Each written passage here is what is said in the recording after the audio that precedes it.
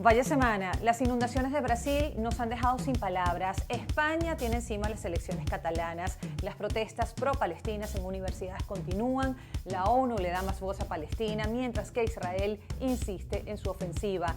Putin nos recuerda su poderío en Rusia. Los venezolanos suman más fuerza a María Corina Machado. Las arepas conquistan al Manchester City. La llama olímpica llegó a Francia. Hablamos de dinero de la mano de Herrero y más.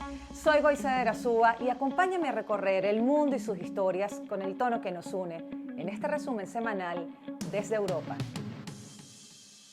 Antes de comenzar con los asuntos de primera plana, quiero leerte un extracto de una columna de opinión de este sábado 11 de mayo, publicada en el diario El País y firmada por el reconocido escritor Antonio Muñoz Molina, con relación a la noticia que comenté el resumen pasado de que España necesitaría 24.6 millones de inmigrantes de aquí a 2053 para trabajar y sostener las pensiones, según el Banco de España. Con el título Los talentos perdidos, el escritor cuenta que en Madrid, en los últimos años, las tonalidades del español de América han añadido flexibilidad y dulzura a nuestro áspero castellano local. Jóvenes venezolanos se juegan la vida pedaleando en bicicleta para llevar comida y bebida a domicilio a gente caprichosa en medio del tráfico agresivo de las noches del fin de semana. En nuestras casas, las trabajadoras domésticas nos acostumbran a sabores latinos, enseñan canciones de su tierra a nuestros hijos y nietos, sacan a tomar el sol a los ancianos en sus sillas de ruedas y el repartidor que llama a la puerta para entregar un paquete nos pide el número de carnet con un acento de aquellas tierras y también con una cortesía que pide incluir la delicada pregunta ¿me regala una firma?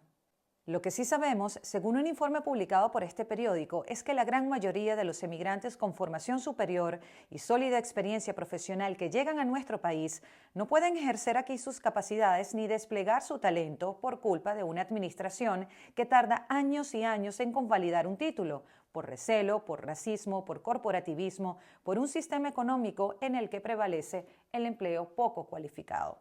Los inmigrantes contribuirían más aún a nuestro bienestar si aprovechásemos sus mejores capacidades.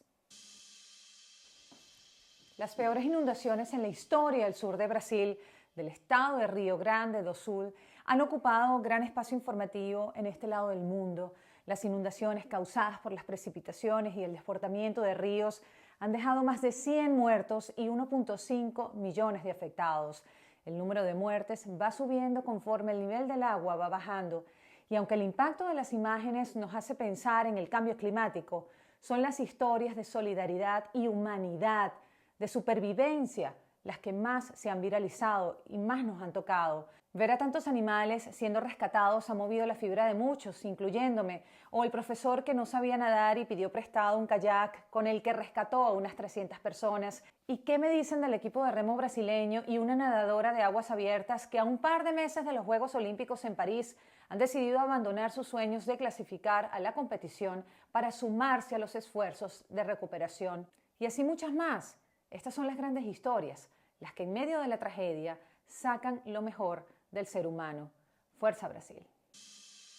Hago un inciso aquí para comentar que el rescate de animales en medio de tragedias siempre genera gran debate. Recuerdo que cuando empezó la guerra en Ucrania y me fui a la frontera a documentarla, me impresionó muchísimo ver la cantidad de mujeres y hasta abuelitas que viajaban con hijos, nietos, su equipaje y sus mascotas. Me decían que si sus maridos, padres o hermanos tenían que ir a luchar, el perro no tendría con quién estar. Y dejar a sus mascotas no era una opción, porque una vida es una vida. Las manifestaciones a favor de la población palestina en la Franja de Gaza y en contra de la respuesta israelí continúan expandiéndose en universidades de Europa, Alemania, Francia, Suiza, Reino Unido, Irlanda y aquí en España. Se han visto en campus de Madrid, Barcelona, Valencia, País Vasco, Sevilla y Málaga. La presidenta de la Comunidad de Madrid ve politización en estas acampadas. Dijo en rueda de prensa que el gobierno de Pedro Sánchez está usando el conflicto en la Franja de Gaza para hacer política. De hecho, el gobierno de España centra sus esfuerzos internacionales en posicionarse como mediador y recabar apoyos para el reconocimiento del Estado de Palestina el próximo 21 de mayo. Y sobre este tema, una abrumadora mayoría de 143 países pidió la integración de Palestina a la ONU. 9 países votaron en contra, como Estados Unidos, Argentina, Hungría e Israel. El Reino Unido se abstuvo.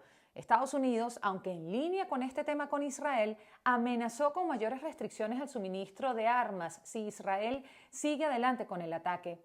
Van más de 34.900 muertes en Gaza. Mientras tanto, Netanyahu prometió desafiar las objeciones de Estados Unidos y dijo que Israel seguirá luchando con las uñas si fuera necesario. Las conversaciones de alto al fuego esta semana se rompieron sin acuerdo para detener los combates y liberar a los rehenes, que son más de 100. Israel, por cierto, está en el centro de la atención de la edición número 68 del Festival de Eurovisión que se celebra en Suecia. Varias organizaciones pidieron que se expulsara a Israel del Festival de la Canción por presuntos crímenes de guerra. Los abucheos marcaron la presentación de la representante israelí que se ganó el billete para la final. Eurovisión ha pasado de ser un festival de música pop a ser un escaparate de la agenda política. En España estamos muy pendientes de las elecciones catalanas del domingo 12 de mayo porque la fuerza independentista y la Moncloa se van a medir. Salvador Illa, favorito de las encuestas, arropado por el Partido Socialista y por Pedro Sánchez, Pere Aragonès, actual presidente de Cataluña por Esquerra Republicana, y Carles Puigdemont, de Junts, expresidente de Cataluña, prófugo de la justicia y máximo impulsor de la ley de amnistía, quien por cierto prometió en campaña desde el sur de Francia que hay que prepararse para una remontada. Aunque hay 135 escaños en juego, las encuestas señalan que ningún partido conseguirá la mayoría absoluta. Van a tener que pactar y ya lo veremos. Contradicciones por el Delsigate en España, que volvió a la luz pública tras el caso Koldo, la trama de corrupción que vincula al ex asesor del exministro de Transporte de España, José Luis Ábalos, por beneficiarse de contratos públicos a dedo por 53 millones de euros al inicio de la pandemia. Ábalos aseguró en la Comisión de Investigación del Senado que el Delsigate es uno de los bulos mejor instalados en España, en este país. No existieron las maletas, a pesar de que hay fotos y hay registros.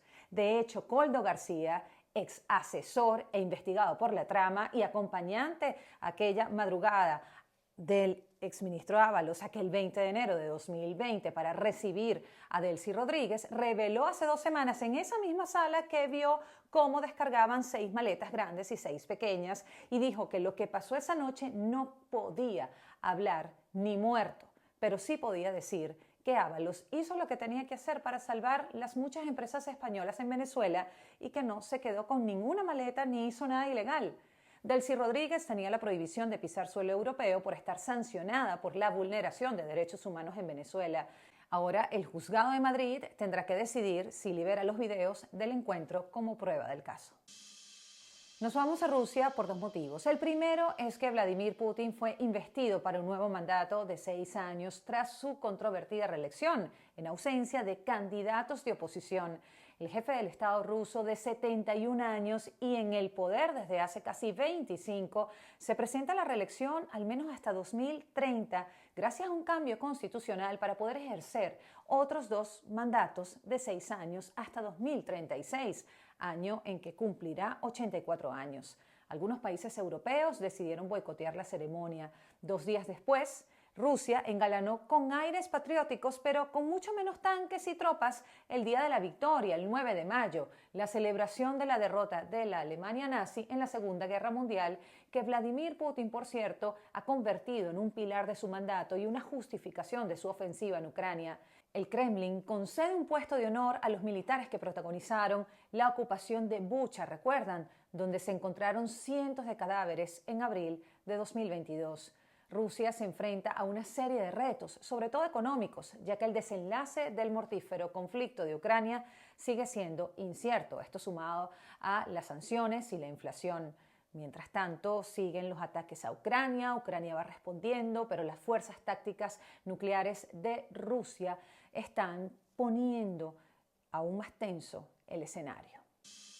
El 28 de julio de este año previsiblemente se realizarán las elecciones presidenciales en Venezuela y la organización Mi Voto Cuenta publicó el informe del registro electoral de venezolanos en el exterior con unas cifras para abrir bien los ojos. De una diáspora de 7.7 millones de personas, el Consejo Nacional Electoral permitió la inscripción de 508 nuevos votantes y 6.020 actualizaciones de datos de venezolanos en el exterior.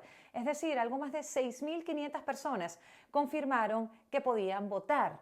Y es que así hemos asistido a uno de los procesos más grandes, premeditados y sistemáticos de violación masiva de derechos de los venezolanos en el extranjero.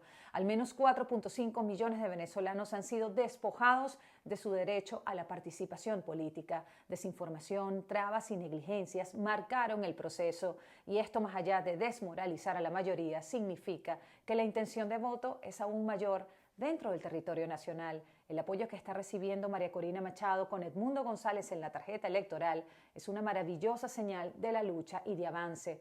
Como reseña el diario El Mundo de España, Venezuela aupa a María Corina al grito de libertad a pesar de las amenazas del régimen. Y esto me encantó, y seguro que ya lo viste, las arepas venezolanas conquistaron al equipo de fútbol Manchester City gracias al trabajo de la cocinera venezolana Mía Mendoza, dueña del restaurante Mías Arepas en la ciudad de Manchester, en Inglaterra. Mía empezó como muchos inmigrantes, así, cocinando desde su casa, y si la buscan en redes verán que está haciendo un trabajo increíble y sus clientes la adoran. Grande Mía, y que viva la arepa. Y hablemos de dinero de la mano de Redo, aliado de este espacio, sobre la importancia de tener un fondo para emergencias. El consejo es que de tus ingresos mensuales destines entre 10 y 20 dólares, euros, como quieras, que van sumando mes a mes. Y este monto va a crecer. Lo guardas en una cuenta aparte o hasta en un sobre. Y ese dinero te va a permitir en un momento determinado resolver algún asunto sin contratiempo ni estrés. Si necesitas más ayuda financiera, ellos tienen muchísimos más detalles. Visita su web www.redocredit.com.